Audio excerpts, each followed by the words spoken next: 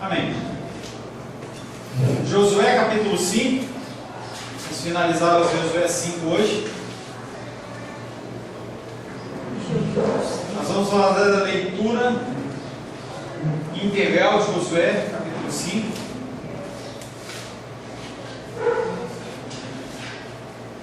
Assim diz a palavra de Deus. Josué capítulo 5, versos de 1 a 15. Sucedeu que, ouvindo todos os reis dos amorreus que habitavam desse lado do Jordão ao ocidente, e todos os reis dos cananeus que estavam ao pé do mar, que o Senhor tinha secado as águas do Jordão, de diante dos filhos de Israel, até que passamos, desmaiou-se-lhes o coração, e não houve mais alento neles, por causa dos filhos de Israel. Naquele tempo, disse o Senhor a Josué: faze facas de pederneira, que passe de novo a circuncidar os filhos de Israel. Então Josué fez para si facas de pederneira e circuncidou os filhos de Israel em Gibeate Haralote. Foi esta a razão porque Josué os circuncidou.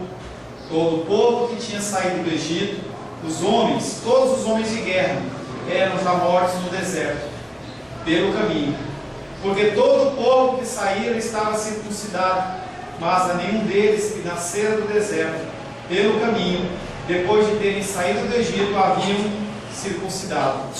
Porque 40 anos andaram os filhos de Israel pelo deserto, até se acabar toda a gente dos filhos de guerra, que saíram do Egito, e não obedeceram à voz do Senhor, aos quais o Senhor tinha jurado, que eles não havia de deixar ver a terra, que o Senhor, sob juramento, prometeu dar a seus pais. Terra que mana leite e mel, porém, em seu lugar, pôs a seus filhos. A estes Josué circuncidou, porquanto estavam incircuncisos, porque os não circuncidaram no caminho. Tendo sido circuncidada toda a nação, ficaram no seu lugar no arraial até que sararam. Disse mais o Senhor a Josué: hoje removi de vós o opróbrio do Egito, pelo que o nome daquele lugar se chamou Gilgal até o dia de hoje. Estando, pois, os filhos de Israel acampados em Gilgal, celebraram a Páscoa no dia 14 do mês à tarde, nas campinas de Jericó. Comeram do fruto da terra no dia seguinte à Páscoa. Pães asmos e cereais tostados comeram nesse dia. No dia imediato, depois que comeram do fruto da terra, cessou o maná. E não tiveram mais os filhos de Israel. Mas naquele ano, comeram das atividades da terra de Canaã, das novidades da terra de Canaã. Estando Josué ao pé de Jericó, levantou os olhos e olhou, e eis que se achava em pé diante dele um homem, que trazia na mão uma espada nua. Chegou-se Josué a ele e disse: és tu dos nossos ou dos nossos adversários? Respondeu ele: não sou, não, sou príncipe do exército do Senhor e acabo de chegar. Então Josué se prostrou com o rosto em terra e o adorou e disse: que diz meu senhor ao seu servo? Respondeu o príncipe do exército ao Senhor, do Senhor a Josué: descalça as sandálias dos pés, porque o lugar em que estás é santo. E fez Josué assim. Amém? Amém. Semana passada nós falamos daquele momento antes da guerra, antes do início da guerra, da conquista da cidade. E aí a gente falou um pouco sobre a celebração da Páscoa, que tinha sido algo que tinha sido ordenado e comissionado pelo Senhor para ser feito eternamente, até como uma manutenção da aliança do Senhor. Falamos também na semana passada que após a celebração da Páscoa, aquele alimento que caía do céu, que era chamado de maná, que começou a cair lá no início do deserto, naquele momento, depois que eles celebraram a Páscoa, parou de cair. Por 40 anos aqueles homens e mulheres comeram do maná. Deve ter sido bem estranho, deve ter sido um hábito que eles vigiaram na vida deles. Todo dia eles saíam e caía aquele pão do céu, caía o maná. Mas a partir do momento em que eles começaram a comer das coisas da terra, das novidades da terra, o maná, ele cessou. E aí falamos de celebração de Páscoa e o ato de comer o produto de Canaã. Então o povo ele tinha sido circuncidado, foi curado, foi sarado, passou as dores. Quem já foi circuncidado sabe que você passa 3, 4 dias aí de molho. E aí essas pessoas estavam prontas para a guerra, prontas para começar a batalha. E aí nós vamos começar a partir de Josué capítulo 13, 5:13. Estando Josué ao pé de Jericó, ele estava próximo da cidade de Jericó, ele levantou os olhos e olhou. E eis que se achava diante dele um homem, que trazia na sua mão uma espada nua. Ela não estava embanhada, ela estava nua, era uma espada de provavelmente de 2 gumes, uma espada longa. Chegou Josué a ele e disse: és tu dos nossos ou dos nossos adversários?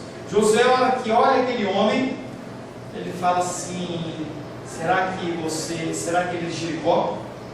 Será que ele está conosco? E esse é um estranho bem interessante, porque ele é semelhante a um confronto que Jacó teve. Abre aí em Gênesis capítulo 32. Eu não vou ler, mas só para você identificar, é muito bom. Gênesis capítulo 32.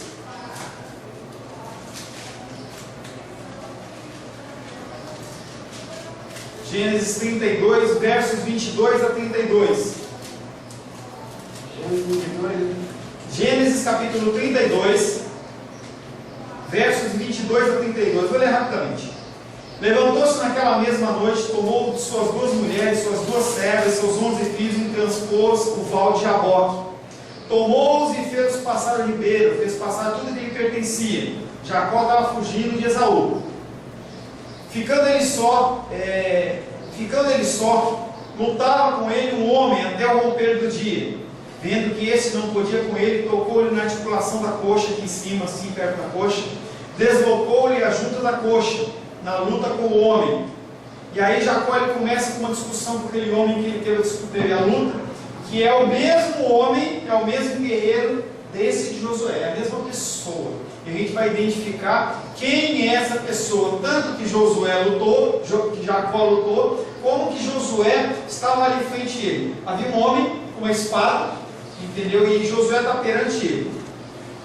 Jacó se encontra com um mensageiro divino. A primeira coisa que ele identifica é que não é um homem normal, não é uma pessoa comum, ele é um mensageiro divino. Mas que mensageiro é esse? Antes de enfrentar um conflito de vida ou morte, mas com Josué, Jacó, quando ele se encontra com esse mensageiro, ele luta com ele, mas Josué ele faz diferente. Em vez de lutar com aquele homem, ele vai perguntar: você está conosco ou você está com eles? É diferente. E aí por que Josué, é muito J, né? Jacó, Josué. Por que Josué, ele não guerreia com esse homem? Por que ele não guerreia com esse homem? 2 características. Primeiro, ele não está sendo acusado de nada. Lembra por que Jacó lutou com o anjo? Com aquele ser divino? Porque ele estava fugindo de Esaú. Ele havia mentido. Lembra? O pai dele estava cego na cama, ele estava para morrer, ia passar a bênção. E aí a mãe dele chega e fala assim: olha filho, vai lá e pega um bezerro cevado, que eu vou fazer como seu pai gosta. Se veste com as roupas do teu irmão, para que teu pai, na hora que ele sentir o cheiro, ele sinta o cheiro do teu irmão e não o seu cheiro. Porque Jacó, ele era um homem como de administração, ele não era um homem de guerra, não era um homem de caça. E o irmão dele não era grandão, era todo peludão. E ele, com aquele casaco grandão, ele enganou o seu filho, enganou seu pai. Então Jacó, ele tinha esse peso sobre a vida dele. Ele havia uma acusação, enquanto Josué não. Josué estava cumprindo apenas a vontade do Senhor. Josué o aceita e talvez até estivesse esperando, porque você tem que imaginar que Jericó, ela era uma muralha que para o ser humano ela era intransponível. O cenário de guerra é o seguinte: você tem em Jericó uma cidade fortificada, com arqueiros, com pessoas hábeis para a guerra e para a batalha, e o povo de Israel nunca tinha guerreado, nunca tinha lutado, eles não tinham arma nenhuma. Eles saíram do Egito como escravos.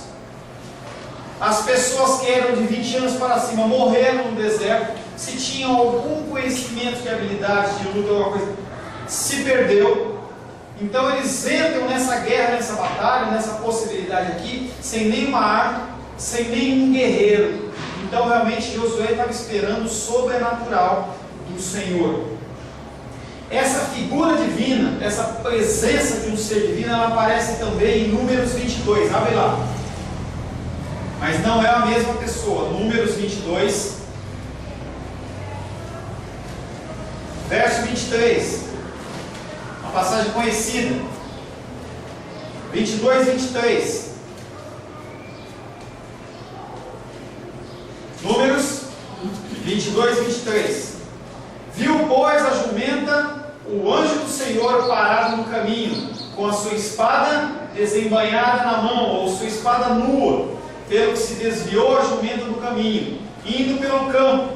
Então Balaão a espancou a jumenta para fazê-la tornar ao caminho.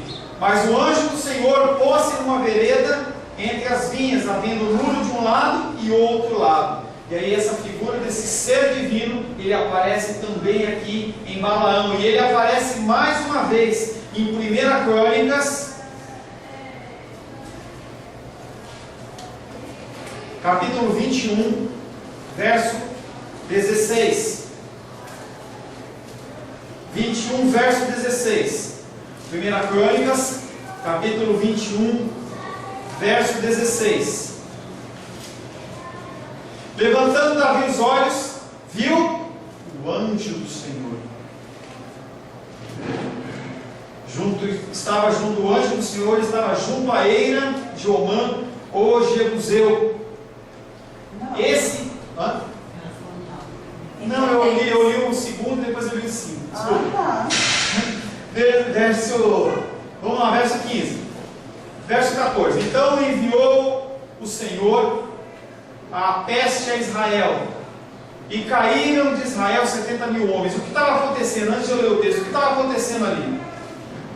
O Senhor, ele tinha feito Davi prosperar. Ele estava forte, o império dele estava crescendo. E aí ele ora e fala assim: eu vou mandar contar as pessoas, porque ele queria saber qual que era o poderio militar dele. E isso Deus toma como uma afronta.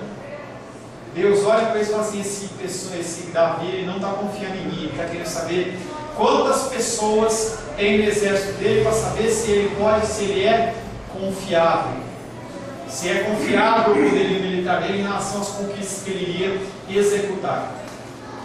E aí um profeta olha para ele e fala assim: Davi, não faz isso, Deus não vai gostar, mas mesmo assim ele manda fazer a contagem.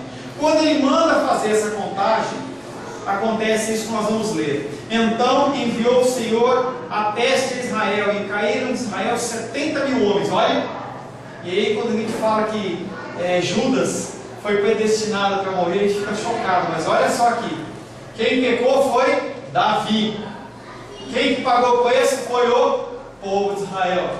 Então enviou o Senhor a peste a Israel, e caíram de Israel quantos mil homens? 70 mil pessoas morreram, porque ele apenas mandou contar. Então nosso Deus não é de brincadeira. Pastor, mas ele inclusive, Hã? A palavra também fala que ele não sabia isso, ele não pudesse para provar o coração dele. Enviou Deus um anjo a Jerusalém para destruir, e destruí-la olhou o Senhor e se arrependeu. Mas aí o arrependimento aqui não é um arrependimento humano, é um arrependimento divino, não tem um emocional na história. Ou seja, perdão. O Senhor, ele olha para aquilo, entendeu, e não é que ele mudou de ideia: eu não devia ter feito isso. O Senhor não faz isso, ele não é homem para que se arrependa. A tradução, ela não ajuda, ela usa um termo em portuguesado, ele aportuguesa uma palavra hebraica que não poderia ser traduzida dessa maneira. Então esse anjo do Senhor, ele aparece, e Davi, ele olha e vê. Verso continuando: o anjo do Senhor estava junto a ele de Ornão, Jebuseu. Verso 16: levantando Davi os olhos, viu o anjo do Senhor que estava entre a terra e o céu, com a sua espada desembainhada na mão estendida contra Jerusalém. Já tinham morrido 70 e iam morrer mais. Disse Davi a Deus: não sou eu o que disse se contasse o povo? Eu é que pequei, eu é que fiz muito mal. Porém essas ovelhas, que fizeram? fizeram. Ah, Senhor meu Deus, seja pois a tua mão contra mim e contra a casa de meu pai, e não para castigo do seu povo. Ensinamento para você. Muitas vezes, quando eu falo vocês, eu me incluo, tá? Muitas vezes, quando vocês pecam, quando vocês cometem um delito na vida de vocês, de qualquer sorte ou espécie, você acha que aquilo influi só a sua vida. Você está muito enganado. Tudo que você faz influencia a sua família, influencia a casa, o lugar onde você mora, o lugar onde você trabalha, onde você estuda e aonde você congrega. Exemplo, adultério. Quando uma pessoa adultera com o seu cônjuge, seja ele homem, seja mulher, aquilo ali não fica só com o casal. Aquilo vai para a filha, aquilo vai para os parentes imediatos, para os parentes posteriores. Aquilo ali é como um grande boom. Vai destruindo, destruindo, destruindo. Aquilo ali não para simplesmente no âmbito conjugal. Não para apenas no âmbito da pessoa. O pecado corporativo, que é um pecado que quando você comete, ele influencia as pessoas que estão à sua volta, a sua cidade, até a sua nação, ele existe. Nós vamos ver isso em Josué, só para adiantar, quando os judeus falam assim, olha, vocês vão tomar Jericó, mas vocês não tomam posse de nada. Não tomam posse de nada. E aí vai Acã, vai lá e rouba capas, rouba ouro, e aí aquele pecado não é sobre Acã, é sobre o povo. Davi, o pecado não foi sobre Davi, foi sobre o povo. Por que a sociedade está hoje do jeito que está? Porque a igreja, ela está do jeito que está, do jeito que nós estamos. Pessoas sem compromisso, pessoas que vivem o cristianismo apenas dentro da igreja, não vivem fora da igreja, pessoas que se deixam corromper fora da igreja. Hoje, para você alugar, no nosso caso aqui foi bênção de Deus. Mas normalmente quando você fala assim, eu quero alugar um salão para a igreja, a pessoa ele está acostumado ao cliente alugar um salão, não pagar a água, não pagar a luz, e quando a coisa pega pesado, ele simplesmente na cara da noite junta as coisas e vai tudo embora, e o cara fica sozinho com o salão dele e todas as dívidas. Acontece isso e acontece de monte. Pessoas tendo que entrar na justiça. Você não está pagando aluguel para mim, você está com a tua igreja, você está tendo tua arrecadação e você não paga o aluguel e o cara não pode pôr ele para fora, tem que entrar na justiça. Exemplo do que está acontecendo dentro da igreja para o que está acontecendo fora da igreja. Pastores corruptos, a gente gosta de olhar para os padres que são pedófilos, mas pastores corruptos, pastores que buscam apenas o desejo, a satisfação dos seus desejos, dos seus corações, roubam dinheiro. Eu conversava com a Ione semana passada sobre finanças, e eu falava para ela, falava assim, Ione, eu tenho um temor enorme de mexer com o dinheiro da casa do Senhor. Eu olho para aqueles valores com temor. Então a gente vai comprar uma coisa, tem que ter muito cuidado, entendeu? Tem muito zelo. A gente comprou essas cadeiras eu pensei que elas fossem maiores, elas encaixam perfeitamente uma pessoa, não dá diferença de altura, mas ela está muito pequenininha, parece que é o culto júnior. Quem está na internet não está vendo, mas as cadeiras são pequenas, então eu já anunciei essas cadeiras para tentar vendê-las pelo mesmo preço, para não ter nenhum tipo de prejuízo, e a gente comprar cadeiras um pouquinho maiores. Então está lá anunciado. Ela é bonitinha, mas parece que é o lugar das crianças. Entendeu? É o lugar das crianças, não é? Então, os pastores hoje não têm zelo, eles não têm cuidado com as ovelhas, com o dinheiro da casa do Senhor, olham para as pessoas como cifrão e não como vidas. Complicado. E Josué, ele está ali perante este homem, um homem que está com a espada nua. Verso 14: respondeu ele quem? Essa figura que a gente não sabe definir quem é. Respondeu ele, não sou nem de vocês nem deles, eu sou príncipe do exército do Senhor, sou servo do Senhor. Então aí ele já está falando assim para Josué: se vocês cumprem o propósito de Deus, eu estou com vocês. Se vocês não cumprem o propósito de Deus, eu não estou com vocês. E eu acabei de chegar, e esse acabei de chegar é como se ele tivesse uma função a ser executada, algo que ele iria chegar e iria fazer. Algo que, se não fosse a presença dele, não iria acontecer. Em outras passagens, quando se fala em comandante do exército, ele é um general. O general de um exército, ele não deve responsabilidade a mais ninguém. Ele é o soberano, ele é o supremo. Mas Josué identifica que aquele homem pode ser que tenha uma autoridade maior. Quero que você abra em 1 Samuel capítulo 12, verso 9.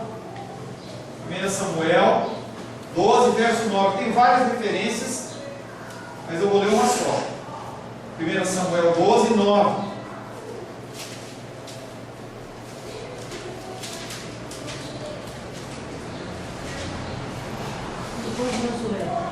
Pode ler? Pode, querida. Aqui minha folha, eu estou querendo. Minha folha está com as folhas meio mudadinhas. 12, 9, pode ler. Porém, esqueceram-se do Senhor, seu Deus, então os entregou nas mãos de Císera, comandante do exército de Azor, e nas mãos dos filisteus, e nas mãos do rei de Moabe, que pelejaram contra eles. Importante aí que esse Císera, ele era o comandante do exército, ele era o general, ninguém manda nele. Ele tem as ordens dele, e as ordens dele ninguém pode questionar. Nem o coronel, nem o tenente, o irmão Cláudio foi da força militar, entendeu? Você recebe as ordens e você não pode questionar, você tem que simplesmente executar. E aí Josué está de presente esse homem aí, que pode ser uma pessoa que tem uma autoridade maior do que ele. A preocupação de Josué não é, contudo, qual líder é mais importante, se é aquele que chegou ou se é ele. Mas a disposição de Josué é de saber que se ele realmente tem uma autoridade maior, ele tem que obedecer. Ele era um homem que era comandante, ele entendia a autoridade, ele entendia a escala de autoridade, e ele sabia que se aquele homem, se aquela figura fosse realmente superior a ele, ele tinha que ouvir, ele tinha que entender. Verso 15: respondeu o príncipe do exército do Senhor a Josué. Agora nós vamos identificar quem é esse. Respondeu o príncipe do Senhor a Josué: descalça as sandálias dos pés, porque o lugar em que estás, ele é santo. Uma coisa que eu não falei no verso 14, vou voltar um pouquinho. Não, sou o príncipe do exército, Senhor, e acabo de chegar. Então Josué, ele fez o quê? Se prostrou e adorou. Eles podiam adorar anjo? Os israelitas poderiam adorar anjo? Sim ou não? Não. Se você adorasse qualquer coisa menos o Deus Altíssimo, você era morto, era uma abominação. Então, a primeira luz de quem é esse? Esse aí não é uma figura divina, sim, mas ele é mais do que um anjo. Ele representa a figura de Deus. Respondeu o príncipe do exército do Senhor Josué: descalça a sandália dos pés, porque o lugar em que estás é santo. E fez assim Josué. Qual que é a história que nós temos em que alguém fala para alguém descalçar as sandálias dos pés porque o terreno é santo? Moisés, quando ele vai receber o chamado dele no deserto, ele estava lá pastoreando as ovelhinhas do seu sogro Jétro, e aí ele olha para aquela sarça lá que é ardente, porque ela queimava e não se consumia, deve ser uma cena bem bonita, aquela moita pegando fogo, mas não se consumia, e ele fala assim: vou me achegar para ver e vou ver o que é isso. Quando ele vai chegando no portinho, aquela voz sai de dentro da sarça: Moisés, descalça as suas sandálias, porque esse lugar é santo. O lugar ele só é santo no sentido de separado quando há a presença do Senhor. Então essa situação ela se repete não com sarça ardente, mas na figura do próprio Cristo, o Senhor dos exércitos, que a gente vai ver lá em Apocalipse. Lá em Apocalipse a gente vai ver aquele homem que está sobre um cavalo branco, com a sua espada desembainhada, sua língua com uma espada afiada, e ele está ali naquela situação fazendo a mesma função de Apocalipse. A figura de Cristo ali, a figura do anjo do Senhor, ele está ali para guerrear em nome do povo de Deus. Se ainda houvesse alguma dúvida quanto à natureza sobre-humana dessa aparição misteriosa, no versículo 15 ela se elimina, porque ele olha para aquele homem, primeiramente ele adora, ele se prostra e adora, é uma divindade, é Deus que está ali na presença dele, e aí ele também recebe esse comando que ele identifica na hora, porque Josué estava na mesma época de Moisés, e Moisés com certeza contou para Josué o que tinha acontecido. Ele fala assim: olha, a mesma coisa que aconteceu com Moisés lá atrás, aconteceu comigo aqui. Eu vou ficar quietinho aqui e vou receber a direção de Deus. Fala, senhor. Entra em parafuso aqui. Pode falar. Esse Deus que apareceu na sarça, Cristo. é isso que eu ia perguntar, se é o Deus Pai ou o Deus Filho. Então foi milênios antes do retorno dele encarnado. Sim. Você vê que é interessante que com Moisés, quem se manifesta ali? Deus Pai ou Deus Filho? O que você acha? Deus? Só pode ser filho, não? Deus Pai, ele não se manifesta em corpo, ele se manifesta na sarça ardente com uma voz. Quando ele se manifesta ali, ele se manifesta como o comandante dos exércitos. Tem muita gente que confunde essa figura com a figura de Miguel. Até poderia ser Miguel como o líder do exército, porque Miguel, o arcanjo Miguel, a figura arcanjo significa chefe de anjos, líder de anjos. E a Bíblia não fala de outro arcanjo a não ser Miguel. Mas pelo fato, era guerreiro. Apesar, ele aparece em Daniel, quando está tendo uma relação, ele aparece lá para guerrear. Mas pelo fato de Josué haver se prostrado, pelo fato dele ser adorado, aquela figura não é de Miguel. Em outras passagens, em especial no Apocalipse de João, quando aparece o anjo, ele vai tentar ajoelhar e fala assim: não ajoelha não, eu sou um anjo ministrador, eu sou conservo de vocês, então você deve adorar apenas a Deus, eu sou menos, sou apenas um mensageiro. Então aqui não é a figura de um anjo, é a figura do próprio Deus em Cristo. Coisas, lugares e pessoas só podem ser chamadas de santas na medida que elas são separadas por Deus. Quem separa é o próprio Deus. O que mais há para saber antes que comece essa conquista? Eles vão começar a conquista.